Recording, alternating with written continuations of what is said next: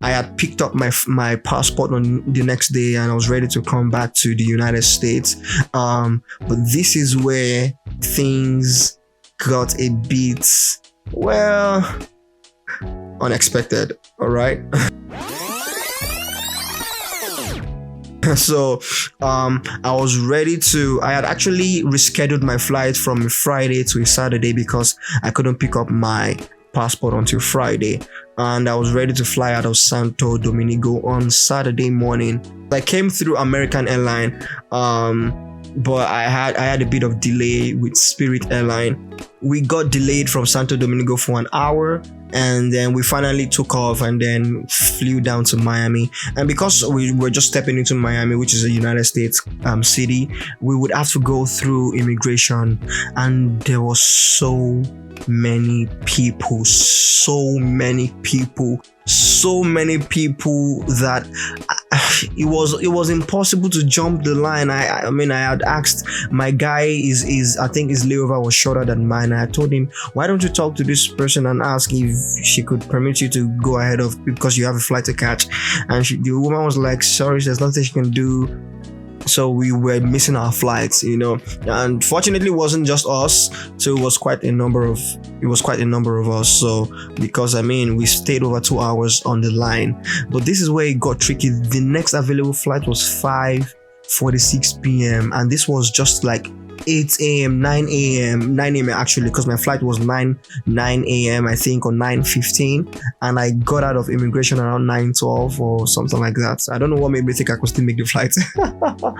Anyway, so now I had to wait at the airport for 9 a.m. to like 5 p.m. is about 8 hours. All right, I slept, woke up.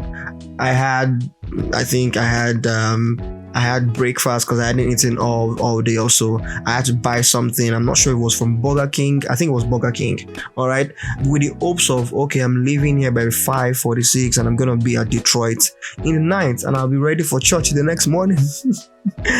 Man proposes, but man can also change man's plan. And then around 2 p.m. we got a notification that our flight was delayed till 8 p.m. 8:40 something p.m. Delayed. They didn't tell us why. And then it was around, I was like, oh my God, that changed my plans already. Okay, great. No problem. I was going to stay. And then, of course, I was staying already. And then around 5 p.m. I saw that the flight had changed to 9 p.m. And I wasn't going to get to Detroit until like 1 a.m. And then I saw that the flight was cancelled. They didn't tell us, they just put it on the screen. It wasn't like, oh guys, we're sorry, the flight was, nah. It was like just pop-ups on my phone, notifications on the screen. No, none of the agents were talking to us. Nobody was trying to answer our questions. Why? We later got to find out that it was due to weather. But you could have told us, you could have made arrangements for compensations. The best they told us, afterwards, which was actually a different agent from a different for a different destination, told us, well, go rebook and all of that. And then we went downstairs to rebook. And guess what? There was no flight the next day until Monday. So what am I meant to stay? And this was the thing, they were giving us the option of, well, you can either get your refund or rebook to the next available flight, and the next available flight is on Monday. I'm not gonna stay here till Monday. I have to be in school on Monday. I have to be at church on Sunday. At this point I was stressed up. I was really stressed up because I really, I was at that point where I was at the point where I wanted it to work so badly. I wanted to be in church the next day, or I actually wanted to be in Toledo the Saturday before, so I could be ready for, to be back in school the next week, prepare well. But I was being held back, it wasn't, I did hear that the weather was bad. It was snowing at some places and all of that. But the truth is, we were never compensated, all right?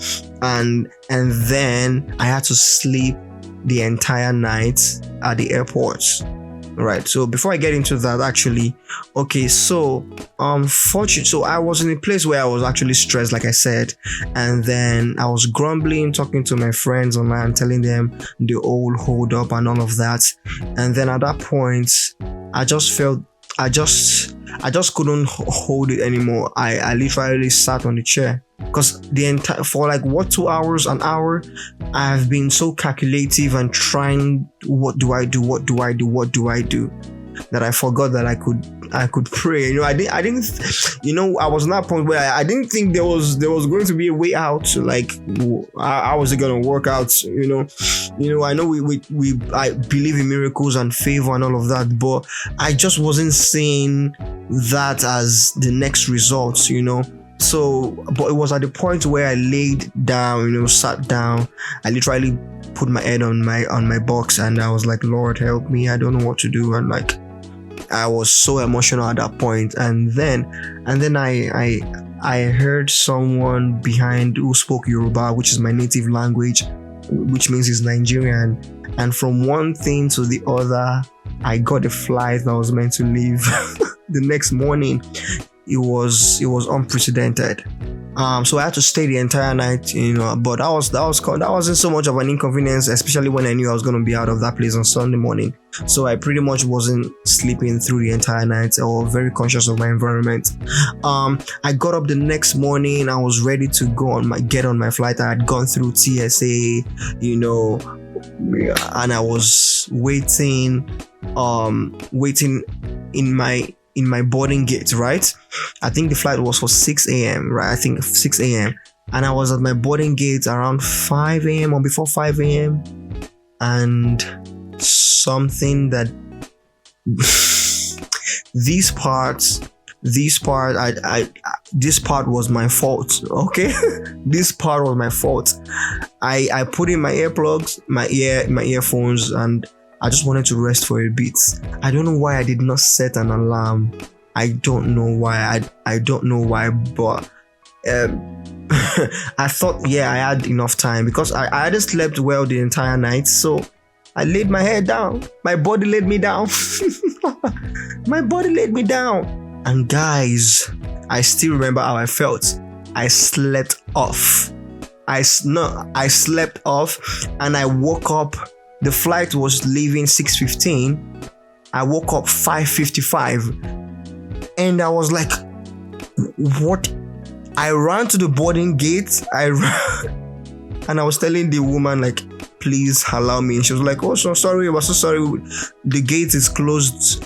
I'm like, I was here the entire time. Just let me in. Oh my God.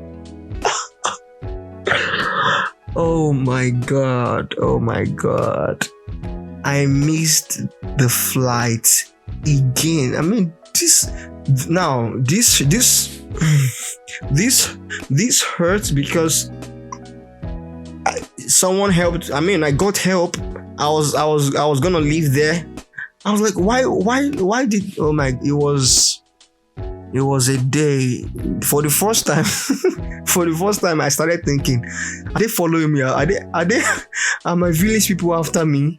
Like, how? I started thinking of so many things. I started thinking, my village people, I don't subscribe. I don't necessarily say stuff like that. But that was the point where I started thinking of, what is happening there? It's it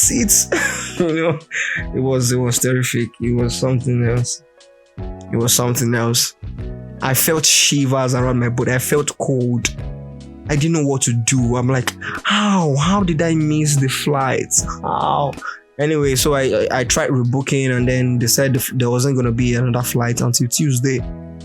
At this point, I was stressed about. I texted my pastor, texted a couple of people that I won't be able to make it to church. Sorry. And I called some. We're trying to figure out how I'm going to get back to Toledo that Sunday. Every of the options, the available flights were in thousands of dollars. $1,200 for one way ticket. 2 hour flight to Detroit. $1,200. checking different other means. What about if I fly to Chicago, take bus? What about flying to Cincinnati? What about flying to Columbus and then taking the bus? It wasn't just working out. I had to give up on trying to come back home on that Sunday. And then I finally found a flight, American airline, for Monday to come back to Detroit. I was gonna go through Charlotte, North Carolina, and then to Detroit. That was my only option. I had to rebook another flight. And this time I had to book another Airbnb and I had to stay another 24 hours so I could relax, because I hadn't slept, I hadn't eaten well in 48 hours. So I did that. I booked an Airbnb. I checked in earlier than the usual time, thanks to the host, and then got into my Airbnb. Ordered jollof rice. This time I didn't even have time to video nothing. I didn't. It was in Miami. I didn't have time to do anything. I didn't have time to video capture all of these moments, because I'm not a natural video everywhere and all of that. It was so tough that I wasn't gonna try to, I'm gonna take a video of me being emotional, so I rested well. When I ate, I slept. I could wake up and I started thinking